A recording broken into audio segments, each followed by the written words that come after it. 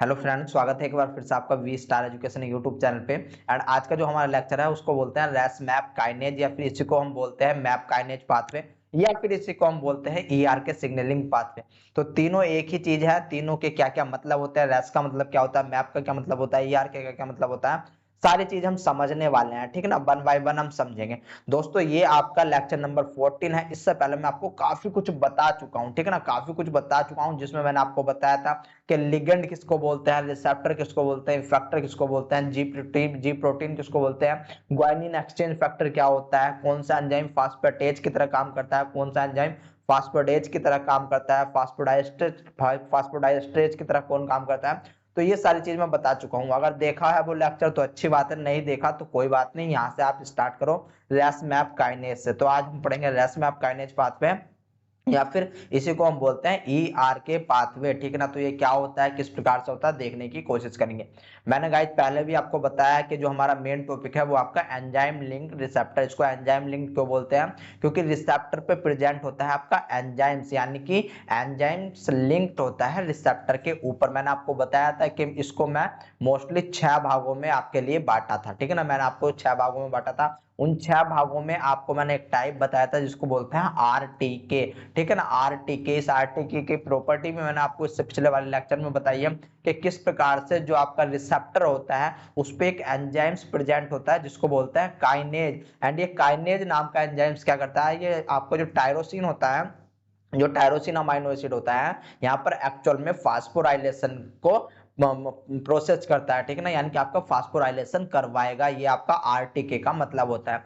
अब इस आरटीके को ही याद रख लेना, 3 मेजर पाथवे में बांटा गया है। इस आरटीके को ही 3 मेजर पाथवे में बांटा गया है। पहला है आपका रेस मैप काइनेज, जिसको हम आज पढ़ेंगे, या फिर इसी को हम map kinase, MAP map kinase के नाम से भी जानते हैं, या फिर इसी को हम ईआर के extra cellular signal regulate kinase के नाम से भी जानते हैं। तो ये सारे के सारा का मतलब एक ही होता है, एक ही पाथवे है।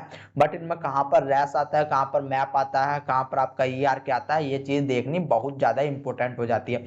फिर इसके बाद नेक्स्ट लेक्चर में हम पढ़ेंगे आईपी3 डैक पाथवे, या फिर इसके बाद हम पढ़ेंगे पीआईपी3 काइनेज पाथवे, जिसको हम एकेटी पाथवे के नाम से भी जानते हैं। यहाँ पर आप देखोगे कि किस प्रकार से आपका एमटोर पाथवे काम करता है, एंड इंसुलिन सिग्नलिंग किस प्रकार से आपकी काम करती है। तो जो हमारा आज का मेन टॉपिक है वो है आपका रेस मैप काइनेज। ठीक है ना, हमारा जो मेन टॉपिक है वो आपका रेस मैप काइनेज, या फिर जिसको हम मैप काइनेज या फिर ईआर के सिग्नलिंग के नाम से जानते हैं। तो देखो भाई साहब, अब आपके पास दो तरीके हैं, या तो ये जितना लिखा हुआ है इसको मैं वन बाय वन आपको लाइन वाइज समझाऊं, या फिर आपको मैं अपनी तरफ से समझाऊं कि इसमें क्या क्या यूज होता है, किसका मतलब क्या क्या होता है, एंड किस प्रकार से हम पढ़ते हैं, कौन कितने प्रकार का होता है। ठीक है ना, तो वो सारी चीज मैं आपको बताऊं अपनी तरफ से। जीआरबी2 क्या होता है, एमएपी के काइनेज क्या होता है, जीआरबी2 एसओएस जिसको हम सन ऑफ सेवन लेस बोल देते हैं वो क्या होता है।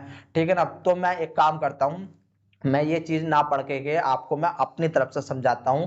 बाकी इसमें सब चीज लिखा हुआ है, तो आपको कुछ भी लिखने की जरूरत नहीं है। इसकी जो पीडीएफ है हमारी टेलीग्राम चैनल से आपको मिल जाएगी। ठीक है ना, तो अब यहाँ पर बात ध्यान रखने की कोशिश करो। हम पढ़ रहे हैं आपका रेस मैप काइनेज, हम पढ़ रहे हैं आपका रेस मैप काइनेज। ये एक एग्जाम्पल होता है किसका, तो भाई साहब ये आपका एग्जाम्पल होता है आरटीके का। ठीक है ना, आरटीके के जितने भी आपके लिगेंड होते हैं वे सारे के सारे लिगेंड मैं आपको बता चुका हूं इससे पिछले लेक्चर में, जहां पर हमने एफ जी, ठीक है ना, एफ के बारे में देखा था, एपिडर्मल ग्रोथ फैक्टर देखा था, यानी कि ई डी जी के बारे में देखा था। ठीक है, इसके बाद भी हमने काफी सारी बात की थी, जैसे कि आपको और भी काफी सारे एग्जाम्पल हो सकते हैं, यानी कि ये आपके एज ए लिगेंड की तरह काम करेंगे। एंड जब इनका रिसेप्टर होगा तो नॉर्मल हम इनके आगे आर लगा देंगे, वो एज ए रिसेप्टर की तरह काम करेगा। तो यहाँ पर लिगेंड एंड रिसेप्टर आपको जो है पता लगे कि यहाँ पर लिगेंड कौन है एंड रिसेप्टर कौन है। एक्चुअल में क्या काम करता है, जो रिसेप्टर होता है, रिसेप्टर आपको जो है यानी कि एक डॉकिंग साइट प्रोवाइड कराता है। ये रिसेप्टर क्या काम करेगा, ये आपकी एक डॉकिंग, देखो जिसकी समझ में नहीं आ रहा अभी मैं डायग्राम्स की सहायता से समझाऊंगा, आ जाएगा। रिसेप्टर एक डॉकिंग साइट प्रोवाइड कराता है, तो डॉकिंग साइट से आकर के आपकी जो है अडेप्टर प्रोटीन, याद रख लेना कौन से प्रोटीन आकर के जुड़ेगी, अडाप्टर प्रोटीन आकर के जुड़ेगी डॉकिंग साइट से, ठीक है ना, डॉकिंग साइट से आपकी अडाप्टर प्रोटीन आकर के जुड़ेगी। एंड जो आपकी अडाप्टर प्रोटीन होती है याद रख लेना उसको बोलते हैं GRB2, ठीक है ना, GRB2 फुल फॉर्म आपको याद रखने की जरूरत नहीं, वैसे लिखी हुई है पीछे पढ़ लेना। ये जो आपका GRB2 है ये एक्चुअल में क्या काम करता है वो चीज देखने की कोशिश करो। ये अडाप्टर की तरह काम करता है, ठीक है ना, ये आपका अडाप्टर की तरह काम करता है, अडाप्टर प्रोटीन की तरह काम करेगा। एंड एक्चुअल में क्या होता है, यहाँ पर आपके दो डोमेन पाए जाते हैं, एक होता है आपका SH2, ठीक है ना, एक होता है आपका SH2 एंड दूसरा होता है आपका SH3, ठीक है ना। यहाँ पर आपके ये दो डोमेन पाए जाते हैं। फिर अब जैसे ही आपका GRB2 यानी कि अडाप्टर प्रोटीन आकर के जुड़ा, अब इस अडाप्टर प्रोटीन से ही याद रख लेना, इस अडाप्टर प्रोटीन से ही एक आपका ग्वाइनिन एक्सचेंज फैक्टर आकर के जुड़ेगा, ग्वाइनिन एक्सचेंज फैक्टर आकर के जुड़ेगा। ग्वाइनिन एक्सचेंज फैक्टर को हम SOS बोल देते हैं, इसकी फुल फॉर्म होती है son of seven less, son of seven less. ये क्या काम करता है, यह ग्वाइनिन एक्सचेंज फैक्टर की तरह काम करेगा। यानी कि जो आपकी मेन, याद रख लेना, देखो जैसे कि हमने GPCR में आपका जी प्रोटीन के बारे में पढ़ा था, तो यहाँ पर जो जी प्रोटीन होती है, जी प्रोटीन को के जैसा ही आपका एक और प्रोटीन होती है जिसको हम बोलते हैं रैस, जिसको हम बोलते हैं रैस प्रोटीन, ये याद रख लेना। तो ये आपकी इक्वल होती है जिस प्रकार से हमने जी प्रोटीन देखी थी। एंड जहां पर हमने देखा था कि जी आपके काफी टाइप के थे, जैसे जी अल्फा, जी ट्रांसड्यूसिन, GI, GS, ठीक है ना। तो उसी प्रकार से जो रैस होता है ये भी आपके काफी सारे टाइप के होते हैं। एंड वहां पर अगर आपको याद आ रहा होगा GPCR में, तो GP यानी कि जी प्रोटीन का जो आपका जी प्रोटीन होता है, इसको एक्टिवेट करने के लिए आपका GEF ग्वाइनिन एक्सचेंज फैक्टर आता है। क्योंकि नॉर्मल कंडीशन में जो आपकी जी प्रोटीन होती है इससे आपका GDP लगा हुआ रहता है, इससे आपका GDP लगा हुआ रहता है। तो अब इस GDP को चेंज करने के लिए यहाँ पर हमें सहायता लेनी पड़ती थी GEF की। तो यहाँ पर सेम होने वाला है कि भाई साहब आपका रैस होता है, यहाँ पर आपका जी प्रोटीन की जगह रैस प्रोटीन होता है। एंड ये रैस प्रोटीन पर आपकी GDP होती है, आपकी क्या होती है, GDP होती है। एंड जब तक GDP रहेगी ये आपका इनएक्टिवेट रहेगा, ये आपका इनएक्टिवेट रहेगा। तो इसको एक्टिवेट करने के लिए आपका SOS son of seven lens, जो कि एक क्या काम करेगा, ग्वाइनिन एक्सचेंज फैक्टर की तरह काम करेगा। यानी कि यहां से GDP को हटाएगा एंड GDP की जगह यहां पर GTP लगा देगा, ठीक है ना। यहां पर क्या लगा देगा, आपका GTP लगाने वाला है, ठीक है ना, यानी कि मैं इसको लिख देता हूं GTP।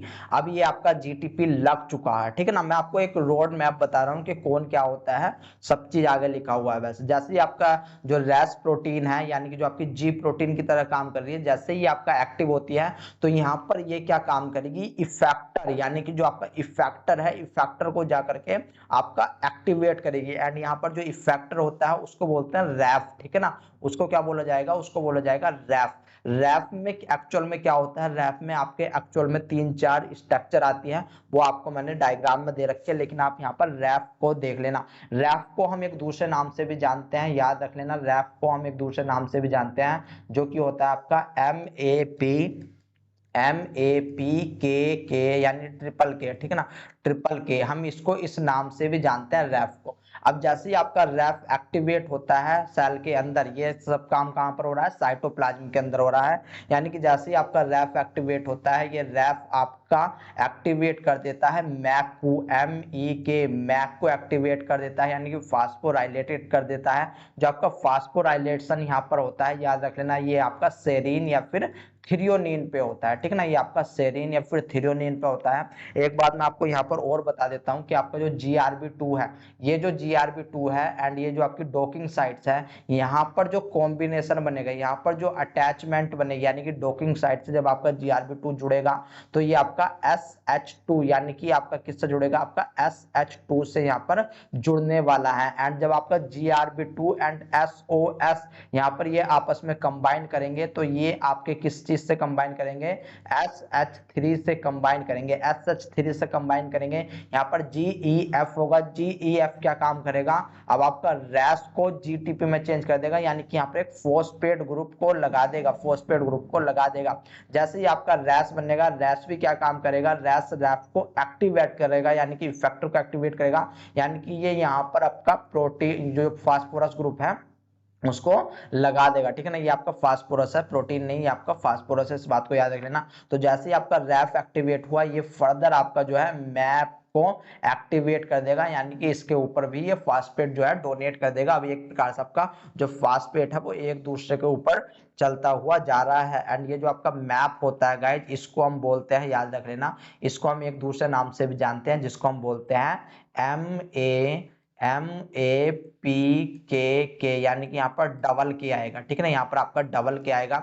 इस प्रकार से हम जो है, अब क्या होगा देखो, आगे देखने की कोशिश करो। जो आपका मैक है, मैक जो फास्फोराइलेटेड हुआ है, ये आपका एक्टिवेट करेगा एक दूसरे दूसरे प्रोटीन को, जिसको बोलते हैं हम ERK, जिसको हम क्या बोलेंगे, ERK हम इसको बोलेंगे, ठीक है ना। इनकी फुल फॉर्म याद रखने की आपको जरूरत नहीं है, कभी आपसे फुल फॉर्म नहीं पूछी जाती। जैसे हमने ERK को यहाँ पर एक्टिवेट करा, इस ERK को हम एक दूसरे नाम से भी जानते हैं, जिसको हम बोलते हैं MAPK, ठीक है ना। MAPK हम इसी के नाम से जानते हैं। यानी कि रैफ आएगा तो मैप पे आपको 3 काइनेज लगाने हैं, रैफ आया तो इसको मैप पे आपको 3 काइनेज लगाने हैं, मैक आया तो यहाँ पर आपको मैप पे 2 काइनेज लगाने हैं, एंड ERK लगाया तो यहाँ पर 1 काइनेज लगाना है। एंड आपको पता है जो काइनेज होता है, एक्चुअल में जो फॉस्फेट ग्रुप होता है उसको ये ट्रांसफर करता है, ठीक है ना, उसको ये ट्रांसफर करता है।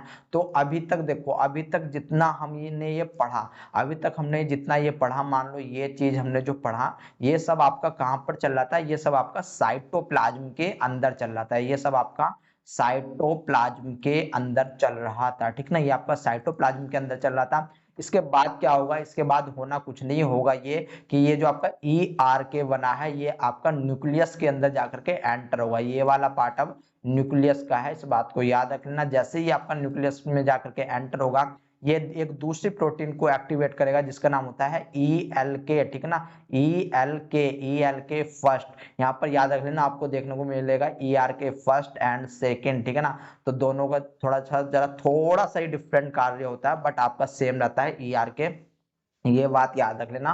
फास्फोराइलेटेड करता है आपका ELK को, ठीक है ना, ELK को। अब यहाँ पर जैसे आपका ELK जो है फास्फोराइलेटेड होता है, यहाँ पर देखने की कोशिश करो, ELK जैसे ही फास्फोराइलेटेड होता है, ये एक्चुअल में जाकर के फास्फोराइलेटेड करेगा आपका जो है AD, याद रख लेना, सॉरी, AP1 को, ठीक है ना, AP1 यहाँ पर एज ए ट्रांसक्रिप्शन फैक्टर की तरह काम करता है, या फिर इसको ही हम बोल देते हैं FOS, फोस जून, ठीक है ना, इसको ही हम बोल देते हैं फोस जून। ये आपका फोस जून क्या होता है, ये आपका वर्क करते हैं as a transcription factor, work करते हैं as a transcription factor. And जैसे ही आपका ट्रांसक्रिप्शन फैक्टर यहाँ पर बनता है, ये ट्रांसक्रिप्शन फैक्टर आपका DNA पर जाकर के बाइंड करेगा, यानी कि DNA पर बाइंड करेगा, बाइंडिंग, यहाँ पर मैं लिख देता हूं, binding binding on DNA, binding on DNA। ये जो आपका जो फोर्स जून बना है, जो आपका AP1 बना है, ये आपका ट्रांसक्रिप्शन फैक्टर की तरह जाकर के काम करेगा,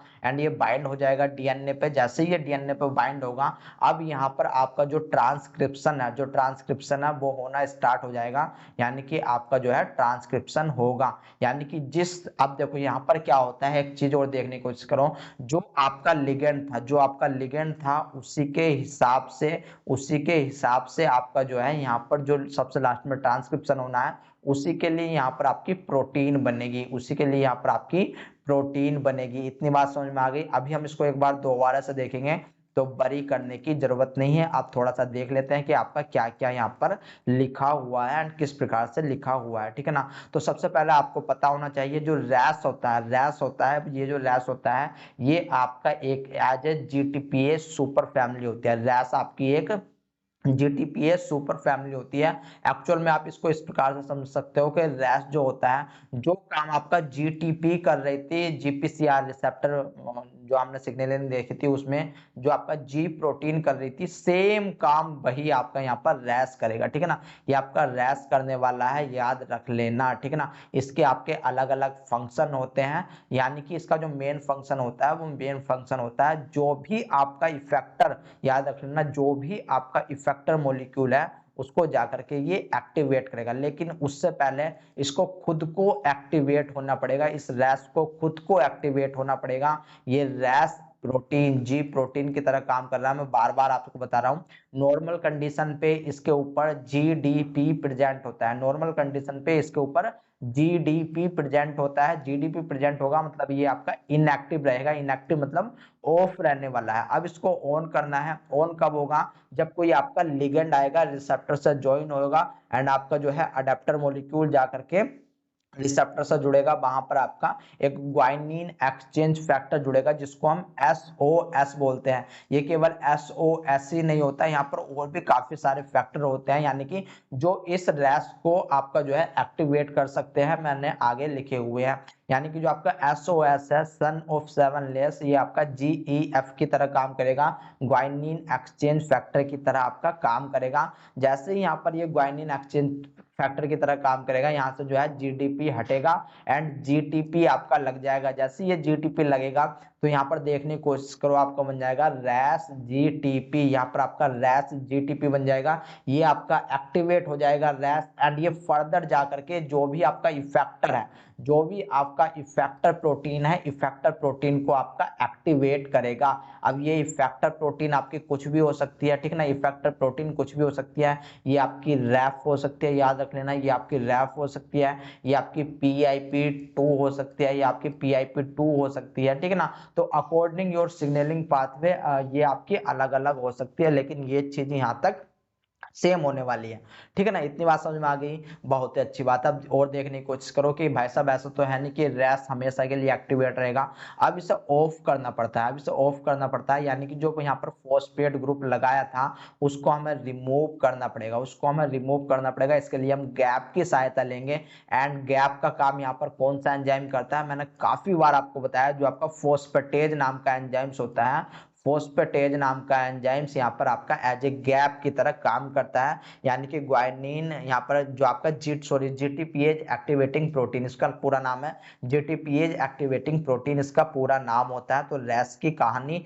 आपकी समझ में आई होप आ गई होगी। यहाँ पर और कुछ भी लिखा हुआ है तो देखो, यहाँ पर जो GEF की तरह काम करते हैं, ये आपका रैश GRP हो सकता है, रैश GRF फर्स्ट हो सकता है, या फिर आपका SOS हो सकता है, जो कि मैंने आपको बताया है। एंड गैप की तरह यहाँ पर कौन काम करेगा, याद रख लेना, NF फर्स्ट स्प्रेड हो सकता है, P120 गैप हो सकता है, सिन गैप हो सकता है, गैप फर्स्ट फैमिली हो सकती है, DAV21P या फिर GAPVD फर्स्ट हो सकता है। तो इतने सारे आपकी एज ए गैप की तरह काम करते हैं एंड यहाँ पर इतने सारे यहाँ पर एज ए आपका जो है वो ग्वाइनिन एक्सचेंज फैक्टर की तरह काम करते हैं, यानी कि जो एक्टिवेट करवाते हैं। आपको ग्रीन कलर में जो चमक रहा होगा ये एक्टिवेशन के लिए है एंड जो आपको रेड कलर में चमक रहा होगा ये आपका इनएक्टिवेशन के लिए होता है। यहाँ पर एक बार दो बार से देखने की कोशिश करो कि आपका मान लो यहाँ पर रैश जीडीपी फॉर्म में था, रैश जीडीपी फॉर्म में था, यानी कि आपका इफेक्टर से जाकर के जुड़ सकता है, ये आपका इफेक्टर से जाकर के जुड़ सकता है। इफेक्टर आपका क्या है,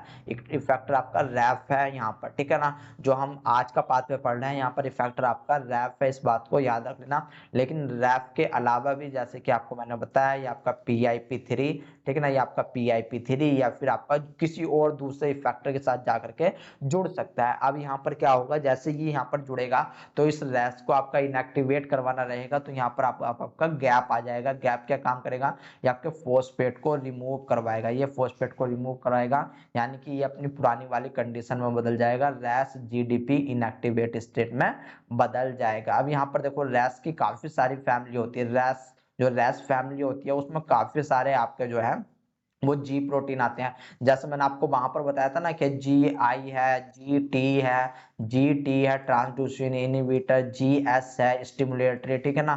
तो यहाँ पर मैंने आपको काफी सारे जी टाइप के बताए थे। सेम यहाँ पर भी आपके काफी सारे रैश होते हैं, जैसे कि एक तो खुद रैश होता है, एक RH होता है, एक रैब होता है, एक ARF होता है, एक RAN होता है। एंड गाइज बिलीव मी, आपसे 2 नंबर का ये पूछा जाएगा, इनके मेन जो सेलुलर फंक्शन है वो आपसे पूछे जाएंगे, आपको याद रखने हैं। आपसे पूछा जाएगा कि रैन का क्या क्या काम होता है, तो याद रखना जो रैन होता है, रैन आपका जो न्यूक्लियस होता है, न्यूक्लियस में जितने भी आपके जो है आवागमन यानी कि माइग्रेशन होना है उस समय आपका रैन काम करेगा, ठीक है ना। आपका कौन काम करेगा, रैन काम करेगा, यानी कि regulation of translocation of RNA and protein through the nuclear pore, through the nuclear pore complex, control of DNA synthesis and cell cycle progression। Very important, ये आपसे पूछा जा चुका है इसलिए मुझे इसकी याद भी है, इसका फंक्शन पूछा गया था आपसे, ठीक है ना।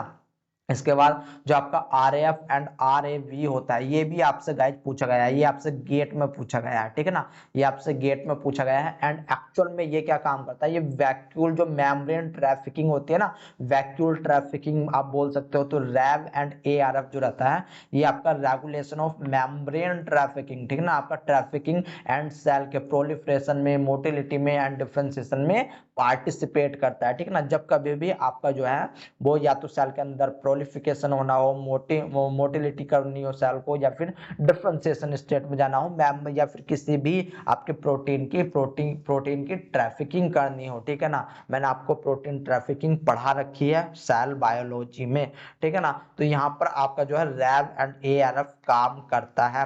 फिर इसके बाद R H O, very very important, ये आपके इस बार आएगा, ठीक है ना, ये आपके इस बार आएगा। इसका जो काम देख लो, इसका जो काम होता है वो होता है regulation of actin organization and cell migration, यानी कि जो एक्टिन ऑर्गेनाइजेशन होता है उसके रेगुलेशन में, सेल के माइग्रेशन में, वेसिकल ट्रांसपोर्ट में, जीन एक्सप्रेशन में, न्यूरल डेवलपमेंट में एंड सेल के डिवीजन में। यहाँ पर आपको क्या बात याद रखनी है वो चीज देख लेना, मैं उस चीज पे आपका जो है टिक लगा रहा हूं। एक तो आपको याद रखना है कि जो रेगुलेशन ऑफ एक्टिन ऑर्गेनाइजेशन होता है ये आपका आरएचओ के द्वारा होता है, जो सेल के अंदर डिवीजन होता है ये आपको आरएचओ के द्वारा होता है। एक्चुअली इस आरएचओ को मैं आपको, जब मैंने आपको सेल डिवीजन पढ़ाया था तब भी मैंने इसको शायद आपको बताया था, ठीक है ना। फिर इसके बाद जो आपकी न्यूरोनल डेवलपमेंट होता है उसमें भी आपका आरएचओ इन्वॉल्व होता है, पार्टिसिपेट करता है, ठीक है ना। यानी कि रैस की जगह, तब वहां पर रैस की जगह कौन लगा हुआ रहेगा, रैस की जगह आपका आरएचओ लगा हुआ रहेगा, ठीक है ना। ये एक प्रकार से मैंने आपको पहले बताया कि इसको आप जी प्रोटीन मान करके चलो, ठीक है ना। ये आपकी रैस सुपर फैमिली है, कुछ इस बात को याद रख लेना, ठीक है ना। फिर इसके बाद रैस आ जाता है। अब जो हम आज के लिए जो रैस पढ़ रहे हैं इसका मेन काम क्या होता है, ये आपका साइटोप्लाज्मिक सिग्नलिंग जो कि हम आज पढ़ रहे हैं, एंड नेटवर्क एंड सेल के प्रोलिफरेशन में, एंड सेल के सर्वाइवल में, एंड जीन के एक्सप्रेशन में रैस आपका इंपोर्टेंट हेल्प करता है। ये रैस याद रख लेना, आपका 3 प्रकार का होता है आपका, ठीक है ना, जिसको हम रैस, ठीक है ना, मैं यहाँ पर लिख रहा हूँ रैस ए एच एंड एफ, ठीक है ना। ये ह्यूमन के अंदर 3 प्रकार का होता है, ठीक है ना। इसके बाद इसका कुछ एग्जाम्पल हैं जिनको हम रैस भी बोल सकते हैं या फिर और कुछ भी बोल सकते हैं, जैसे कि रैस है, रैल है, आर एच बी है, आर आर आई टी है, आर एच ओ ए है, आर ए सी फर्स्ट है, आर ए बी 5 है, आर ए बी 25 है, आर ए बी 35 है, ठीक है ना। ये आपके कैंसर में भी पढ़ेंगे हम इनको। फिर आपका A R F, A R L, S A R, and आपका रैन का रैन ही है। वेरी वेरी इंपॉर्टेंट स्लाइड है, इस स्लाइड को मिस मत करना, ठीक ना, इस स्लाइड को मिस मत करना। किसका काम क्या होता है आप इसका थोड़ा सा निमोनिक्स बना लेना। रब रब ए आर एफ, ठीक है ना, रब ए आर एफ को आपको याद रखना है कि ट्रैफिकिंग में काम करता है, रब ए आर एफ ट्रैफिकिंग में काम करता है। आरएचओ क्या काम करता है, रेगुलेशन ऑफ एक्टिन ऑर्गेनाइजेशन, ये एक्टिन ऑर्गेनाइजेशन का काम करता है। एंड रैस क्या काम करेगा, रैस आपका जो है सेल के सर्वाइवल में हेल्प करता है, ठीक है ना, सेल के सर्वाइवल में हेल्प करता है। तो आपको ये प्रोटीन याद रखनी है। इसके बाद ये आपके कुछ अलग अलग, जैसे कि हमने पढ़ा है, इसका थोड़ा रिजोल्यूशन बढ़ा करके देख लेना, या फिर आपको पीडीएफ में मिल जाएगी। सेम जिस प्रकार से हमने आरएचओ का पढ़ा है, बाकी सारे के सारे जितने भी हमने चाहे रैस के बारे में पढ़ा है, जितने के आपके आरएचओ हो, आपके जितने भी मैंने यहाँ पर आपको पीछे बताया है, रैव, आरएफ, आरएन, ये सारे के सारे इसी प्रकार से आपके एक्टिवेट होते हैं, ठीक है ना। वे सारे के सारे इसी प्रकार से आपके एक्टिवेट होते हैं, इस बात को याद रख लेना। फिर इसके बाद आपका एमएपी आ जाता है, ठीक है ना। इसकी फुल फॉर्म होती है आपकी माइटोजेंस एक्टिवेटेड प्रोटीन, इसकी फुल फॉर्म होती है माइटोजन एक्टिवेटेड प्रोटीन काइनेज। एंड ये क्या काम करता है, ये एक प्रकार का प्रोटीन काइनेज होता है that is specific to a amino acid serine and threonine, यानी कि ये क्या काम करेगा, आपकी जो रैप है, चाहे मैप हो, चाहे ईआर के हो, यहाँ पर जो आपका फास्फोराइलेशन होगा, याद रख लेना, ये हमेशा कहाँ पर करेगा, सेरीन एंड थ्रियोनिन पे करने वाला है। ये चीज आपसे पूछी जा चुकी है गाइज कि आपका कहाँ पर जो है वो फास्फोराइलेशन होता है। तो आपको याद रखना है सेरीन एंड थ्रियोनिन पे आपका फास्फोराइलेशन होता है। मैप यानी कि MAPK are involve in directing cellular response to diverse array of stimulation such as mitogens, osmotic stress, heat shock and proliferation cytokines, यानी कि इन सब चीज में हेल्प करता है मैप काइनेज। आई होप अब आपको मैप काइनेज की फुल फॉर्म भी पता होगी, ठीक है ना। इस डायग्राम को अभी हम बाद में देखने वाले हैं। फिर आपके आ जाती है GRB2, ठीक है ना। फिर आपके आ जाती है GRB2 यानी कि जिसको हम अडेप्टर प्रोटीन, इसको हम अडेप्टर प्रोटीन के नाम से भी जानते हैं। इसकी फुल फॉर्म होती है growth factor receptor bound protein 2, ठीक है ना। Growth factor receptor bound protein 2, तो नाम रटने की आपको जरूरत नहीं है। Also known as GRB2 is an adaptor protein, आपकी अडेप्टर प्रोटीन होती है involve in signal transduction cell communication in human. GRB protein is encoded by GRB2 gene. यहाँ पर जो जीन होता है वो आपका GRB2 जीन होता है, ठीक है ना। अब इसके अंदर दो चीज होती है, एक होता है आपका SH2, ठीक है ना, ये आपका एक होता है SH2, एक होता है आपका SH3, ये दोनों चीज आपकी होती है, ठीक है ना। फिर यहाँ पर कुछ फंक्शन लिखे हुए हैं, आप फंक्शन इनको अपनी तरफ से पढ़ लेना कि किस प्रकार से ये आपके फंक्शनल परफॉर्म करते हैं। इतना वरी करने की जरूरत नहीं है, जो चीजें आपकी मेन है वो चीज मैं आपको बता रहा हूँ। या फिर यहाँ पर GEF, ठीक है ना, ये आपका SOS है, या फिर इसको हम GEF, ठीक है ना, जिसको हम GEF के नाम से भी जानते हैं। फुल फॉर्म होती है son of seven lens is A dual specificity guanine nucleotide exchange factor, यानी कि GEF की तरह काम करता है। That regulate both RAS RHO family GTPase and thus is unique poised to integrate a signal that affect both gene expression and cytoskeleton recognition, ठीक है ना। ये आपका cytoskeleton recognition में हेल्प करता है। सन ऑफ सेवन लेस का मतलब भी पता चला। तो चलिए आइए, अब आपको बहुत कुछ पता चल गया। अब यहाँ तक आपका बेसिक था।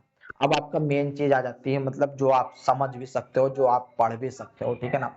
अब आपके समझ में सब चीज आने वाला है कि कौन चीज क्या होती है। तो एक तो डायग्राम आपका ये वाला है, ठीक है ना, दूसरा डायग्राम आपका ये वाला है, तो आप किसी से भी समझ सकते हो। तो चलिए आइए हम पहले इस वाले से समझते हैं कि रैस मैप काइनेज ने किस प्रकार से आपका आकर के काम किया हुआ है, ठीक है ना। तो यहाँ पर देखने की कोशिश करो, आपके रिसेप्टर था, एक रिसेप्टर ये था, दूसरा रिसेप्टर ये था, ठीक है ना। यहाँ पर आपका जो है एक लिगेंड आया जिसका नाम था FGF, ठीक है ना।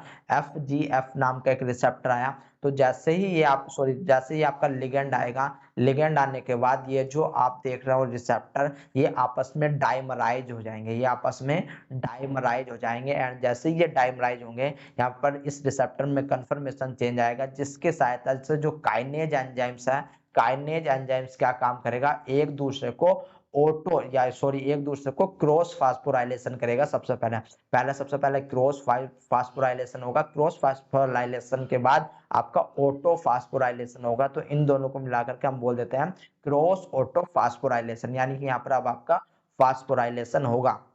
तो जैसे यहाँ पर आपका फास्फोराइलेशन होता है, अब इसको आइडेंटिफाई करती है आपकी GRB2 प्रोटीन। ये जो GRB2 प्रोटीन होती है, ये एक्चुअल में दो चीजों से मिलकर के बनी हुई है, जैसे कि मैंने आपको बताया। एक होता है SH2 डोमेन, एक होता है आपका SH3 डोमेन, ठीक है ना। SH2 डोमेन एंड दूसरा होता है आपका SH3 डोमेन। अब यहाँ पर क्या होगा कि जो इसका SH2 डोमेन होता है, एक्चुअल में ये डॉकिंग साइट से जाकर के जुड़ता है। जो ये आपको फॉस्फेट चमक रहे होंगे, इनको हम डॉकिंग साइट बोल देते हैं। इनको हम क्या बोलेंगे, इनको हम डॉकिंग साइट के नाम से जाना जाता है। यानी कि ये डॉकिंग साइट पर जाकर के, मान लो यहाँ पर जाकर के आपका अटैच हो जाता है। एंड जैसे ये यहाँ पर GRB2 अटैच हुआ, इसको तुरंत आइडेंटिफाई करेगा आपका SOS, जो कि आपका GEF की तरह काम करता है, ग्वाइनिन एक्सचेंज फैक्टर की तरह काम करता है। जैसे ही आपका SH2 यहाँ पर आकर के वाइंड होगा, ये तुरंत SH2 सेकंडों में आपका जो है इस SH3 पार्ट से यहाँ पर ज्वाइन हो जाएगा। यहाँ पर देखने की कोशिश करो, देखो यहाँ पर जैसे आपका जो रिसेप्टर है वो एक्टिवेट हुआ, तो SH2 डोमेन से आपका जो है रिसेप्टर प्लस GRB2 जुड़ रहा है। यानी कि यहाँ पर आपको कौन जोड़ रहा है, यहाँ पर जोड़ रहा है SH2, यहाँ पर आपको जोड़ रहा है SH2। फिर इसके बाद GRB जो है तुरंत जुड़ जाएगा किससे, SOS, यानी कि सन ऑफ सेवन लेस, जो कि आपका काम करता है GEF की तरह, जो कि काम करता है GF की तरह। एंड जो आपका GRB2 एंड आपका सोर्स है, ये एक्चुअल में किससे जुड़ रहा है, तो ये जुड़ रहा है आपका SH3 डोमेन से, ठीक है ना। ये जुड़ रहा है आपका SH3 डोमेन से। तो ये चीजें आपसे पूछी जाती है, इतनी छोटी छोटी चीज। जैसे ही यहाँ पर ये आपस में एक दूसरे से जुड़ जाएंगे, यानी कि आपका क्या बना, SOS एंड आपका GRP2 यहाँ पर जुड़ जाता है रिसेप्टर से, तब आपका भागा भागा आता है। कौन भागा भागा आएगा? तब आपका रैश, यानी कि इसको बोलते हैं आपका रैश। बट ये जो रैश होता है इस पे आपकी GDP होती है, इस पे आपकी GDP होती है, तो ये उस कंडीशन में इनएक्टिवेट होता है, ये रैश उस कंडीशन में इनएक्टिवेट होता है। अब यहाँ पर इसको एक्टिवेट करने के लिए क्या होता है कि ये सोर्स से जा करके आपका तुरंत रिएक्शन कर लेगा, ठीक है ना। यहाँ पर देखने की कोशिश करो कि भाई साहब जब ये अकेला था, जब ये आपका अकेला था, तो यहाँ पर ये GDP फॉर्म में था, ये आपका रैश, ठीक है ना, ये आपका है रैश, बट ये इनएक्टिव फॉर्म में है। बट यहाँ पर जैसे ही ये आपका एक्टिवेट होया, जैसे ही आपका एक्टिवेट हुआ, यानी कि इसको करंट लगा, करंट लगने के बाद ये आपका GTP फॉर्म में चेंज हो जाएगा, ये आपका GTP फॉर्म में चेंज हो जाएगा। एंड इसको अब हम बोलेंगे एक्टिव रैश, ठीक है ना, यानी कि ये फिर अपना जो नीचे का इसकी सिग्नलिंग है उसको ये कंटिन्यू करेगा, जिसको हम बोलते हैं टू बी कंटिन्यू। तो चलो आइए, आई होप आपकी समझ में इतना आया होगा कि अभी तक क्या हुआ है। अब इसको हम अगले पार्ट में देखते हैं। तो यहाँ पर आपको पता है जो आपका GTP है, यानी कि जो रैश है वो आपका एक्टिवेट हो चुका है, ये रैश जो आपका एक्टिवेट हो चुका है। अब ये रैश क्या काम करेगा? ये इफेक्टर को पकड़ेगा, जो आपका इफेक्टर होता है। एंड यहाँ पर इफेक्टर क्या है? यहाँ पर इफेक्टर आपका रैफ, RAF, शायद मैंने आप पीछे में स्पेलिंग गलत लिख दी है, बट यहाँ पर आपका रैफ होता है, ठीक है ना, ये रैश है, ये आपका रैफ है, या फिर कहीं कहीं आपको REF, ठीक है ना, REF भी देखने को मिल जाएगा, तो वरी करने की बात नहीं है यहाँ पर, ठीक है ना। मैंने जो दूसरी बुक थी, क्योंकि आपको पता है मैं आपके ये दो डायग्राम लेकर के आया हूँ, ये आपके एल्बर्ट एंड लोडिस से लेकर के आया हूँ। जो मेरे नोट्स है, मेरे नोट्स भी अलग है, तो वो किसी में रैफ लिखा हुआ था, ठीक है ना, इसलिए मैंने, सॉरी, किसी में रैफ लिखा हुआ था, तो मैंने आपको रैफ बताया यहाँ पर, ठीक है।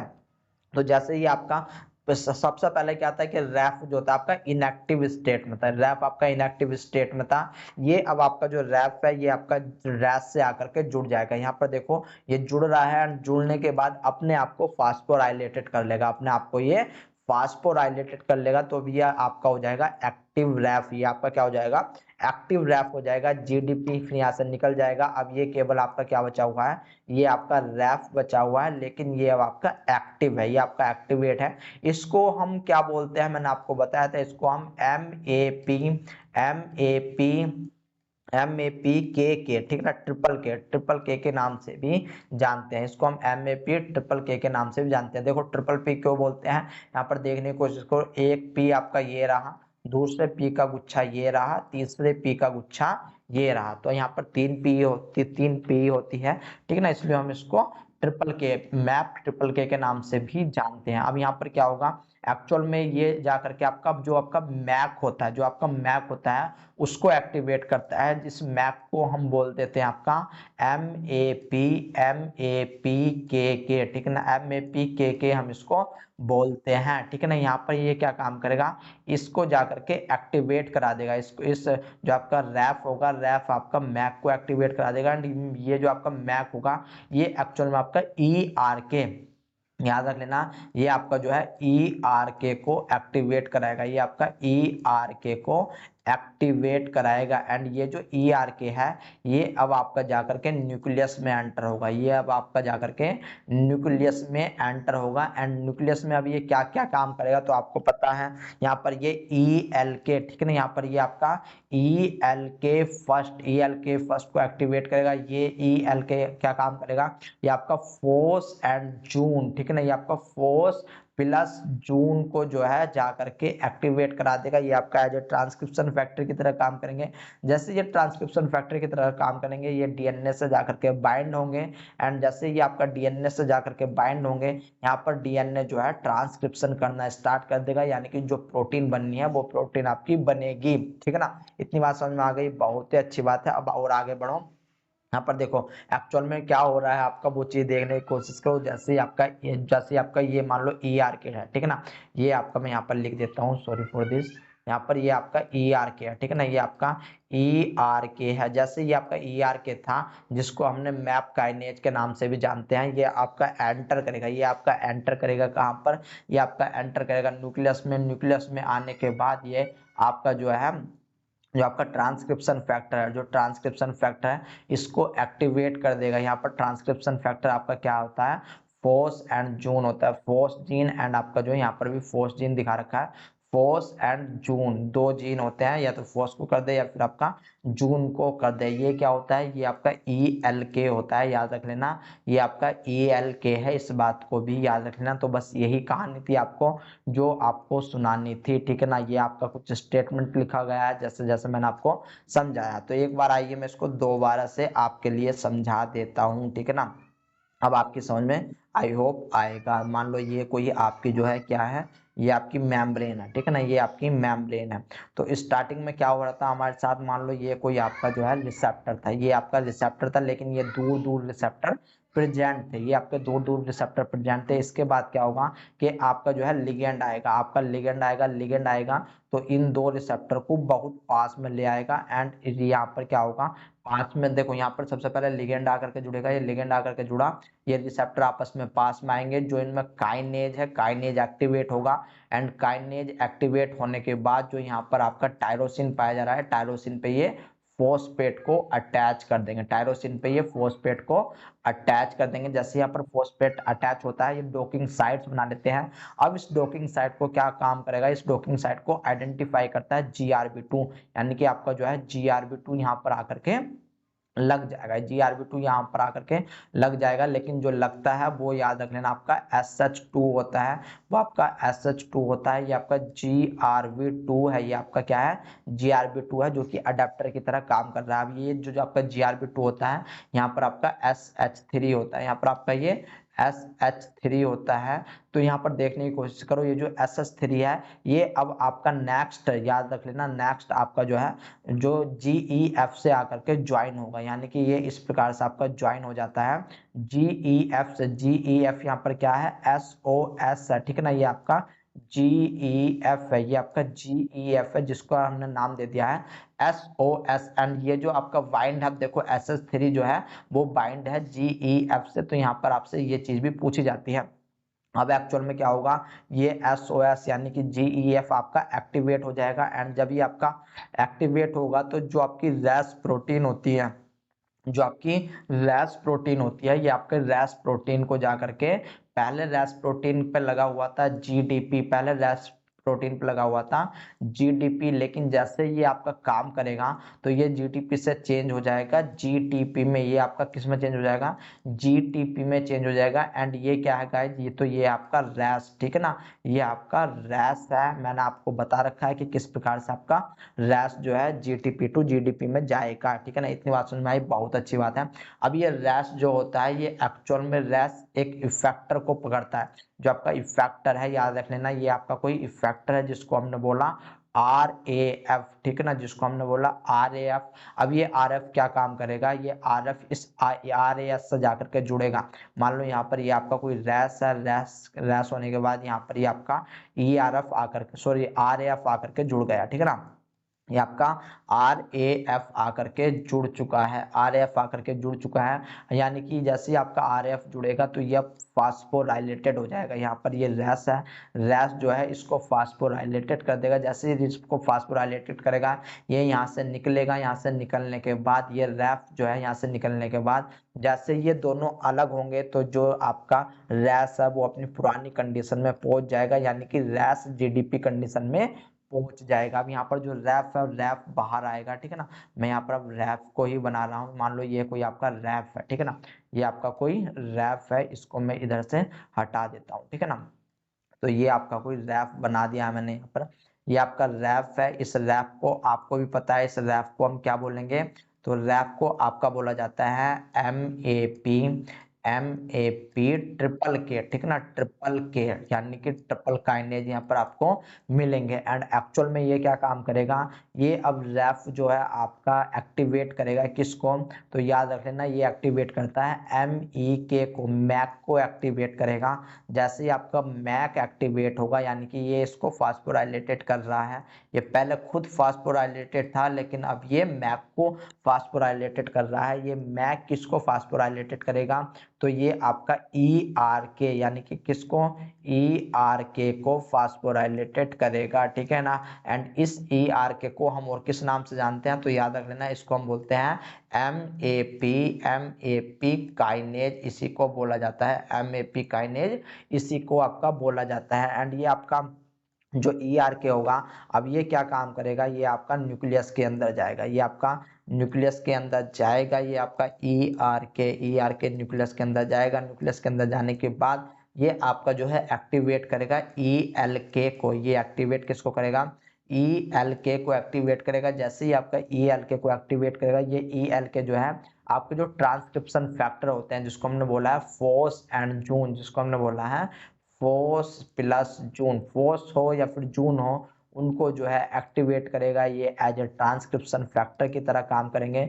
जैसे ट्रांसक्रिप्शन फैक्टर आपका आएगा, वो जा करके अटैच हो जाएगा DNA से, वो जा करके अटैच हो जाएगा DNA से, एंड उसके बाद जो आपके ट्रांसक्रिप्शन है वो होनी स्टार्ट हो जाएगी, यानी कि जो प्रोटीन है उसका निर्माण होना स्टार्ट हो जाएगा। तो ये आपका पूरा ओवरऑल एक डायग्राम है जिसको बोलते हैं रैस मैप काइनेज पाथवे, ठीक है ना, ras map kinase pathway. I hope guys अब आपकी समझ में ये आया होगा। अब आपको पता होगा GRB2 एज ए अडेप्टर की तरह काम करती है, SOS एज ए GEF की तरह यानी ग्वाइनिन एक्सचेंज फैक्टर की तरह काम करती है। जो रैस होता है ये GTP की तरह काम करता है, एंड जो रैप होता है वो यहाँ पर इफेक्टर की तरह काम करता है, ठीक है ना। ये चीज जो मैं बता रहा हूँ ये चीज आपसे पूछी जाती है। रैप आपका इफेक्टर की तरह काम करता है बाद में, और इसके बाद ये जितने भी आपका बच गए हैं, जैसे कि रैप हो, मैक हो, ERK हो, ठीक है ना, ये सारे के सारे आपका जो है इंटरनल प्रोटीन में गिने जाते हैं। इनको बोलते हैं इंटरनल प्रोटीन। एंड फिर ये जाकर के न्यूक्लियस के अंदर जाकर के एक और दूसरी प्रोटीन को एक्टिवेट करते हैं, जिसको बोलते हैं ELK। ELK एक ट्रांसक्रिप्शन फैक्टर को एक्टिवेट करता है, जिसको बोलते हैं फोस एंड जून, जिसको बोलते हैं फोस एंड जून, ठीक है ना। एंड ये फोस एंड जून क्या करेगा, ये ट्रांसक्रिप्शन फैक्टर की तरह काम करेगा, एंड तब जाकर के आपकी ट्रांसक्रिप्शन एक्टिवेट हो जाएगी, ठीक ना, एक्टिवेट आपकी हो जाएगी। तो चलिए आइए, रैस मैप काइनेज आपका समाप्त होता है। यहाँ पर आपको मैंने फंक्शन पहले बता दिया कि सेल के सर्वाइवल के लिए इसका यूज होता है, सेल अपने आप को सर्वाइव करता है। तो देखो, अब हम जो है नेक्स्ट कौन सा आपका जो है कौन सा टॉपिक उठाएंगे, तो देख लेते हैं यहाँ पर हम आपका कौन सा टॉपिक उठाने वाले हैं, ठीक है ना। आपका आएगा IP3 डैक पाथवे, एंड ये आपका PLC बीटा, ये आपका PLC बीटा वाला रहेगा, PLC गामा वाला रहेगा। PLC बीटा हम GPCR में पढ़ चुके हैं, इस बात को याद रख लेना। तो हमारा नेक्स्ट पाथवे आने वाला है IP3 DAG pathway in enzyme link receptor. तो दोस्तों तब तक के लिए टाटा एंड बाय बाय।